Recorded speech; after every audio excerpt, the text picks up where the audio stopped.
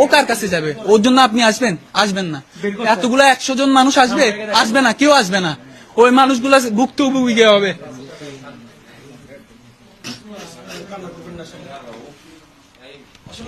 যে জাতীয় দলের ক্রিকেটার নাইম হাসান তিনি হাত দিবেন কি অ্যারেঞ্জমেন্ট করতে জানেন? তামিম ইকবাল কি বলেছে আপনাকে? তামিম ভাই ওসি কে দিতে বলছে, ওনার সাথে কথা বলেছে ভাই, আব্বুর সাথে কথা বলছে। তারপর ইসরাফিল ভাই কল দিছিল। আপনার আসলে আমি তো আজকে প্রিমিয়ার লিগের খেলা চলতেছিল, খেলে আসার সময় আমার ফ্লাইট ডিলে হয়েছে।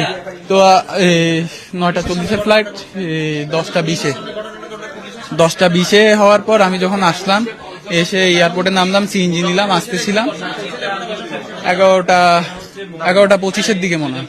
তো এই লামখান বাজার ফ্লাইওভারের নিচে আমার সিএনজি দাঁড়া করাইছে। উনি হলো সিএনজি ড্রাইভার। আমি বের হয়ে দাঁড়াইছি। পরে উনি আমাকে কিছু বলে নাই, ওনার গাড়ির কাগজপত্র নিছে। পরে আমি বলতেছি আপনি ব্যাগ চেক করেন। বলতেছি তুই গাড়িতে উঠ। গলা চিপে ধরে আমাকে গাড়িতে তুলে ফেলছে। আমি বলতে আপনি আমাকে গলা চিপে ধরে কেন তুলতেছেন? আমি ধাক্কা মেরে বেরিয়ে গেছি। এরপর উনি আমাকে গলা চিপে ধরে ওদের গাড়িতে ধরে রাখছে, আর ওরা ইচ্ছা মতন হ্যারাসমেন্ট করতেছিল। পুলিশ ছিল 2 জন, আরেকজন একটা সাদা পাঞ্জাবি পরা একটা মানুষ ছিল।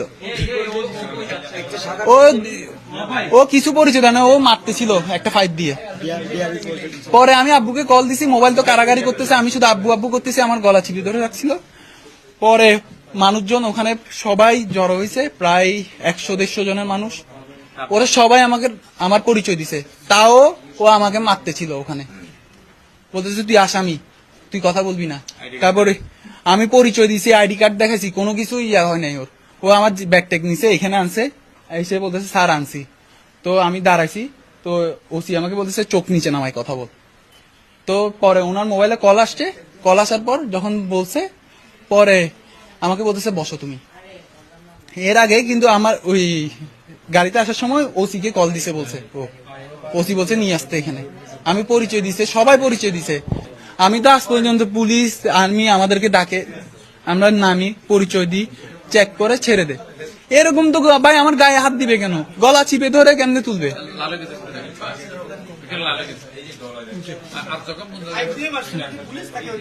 ওই সোর্সটা মারছে, পুলিশও মারছে। পুলিশ যে ছিল ও লাঠি দিয়ে মারছে। হ্যাঁ, আমি চাচ্ছি হলো সুস্থ বিচার চাই সরকারের কাছে। এটা কোনোভাবে নর্মালি নেওয়ার কিছু না।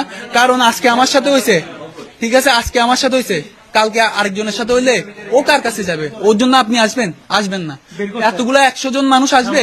আসবে না, কেউ আসবে না। ওই মানুষগুলা ভুক্তভোগী হবে।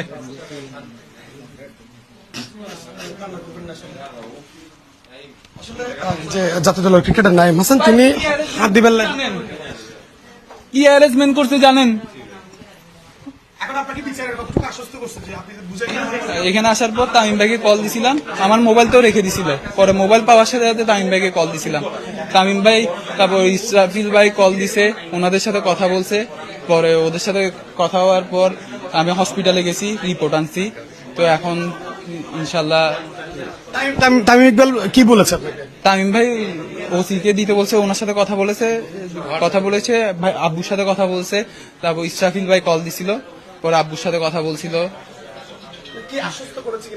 এটার বিচার হবে, এটা আশ্বস্ত করছে। এখন আমাকে বলছে যা যা করার দরকার ওইটা করে চল। ঠিক আছে, আজকে আমার সাথে হয়েছে, কালকে আরেকজনের সাথে হইলে ও কার কাছে যাবে? ওর জন্য আপনি আসবেন? আসবেন না। এতগুলা 100 জন মানুষ আসবে? আসবে না, কেউ আসবে না। ওই মানুষগুলা ভুক্তভোগী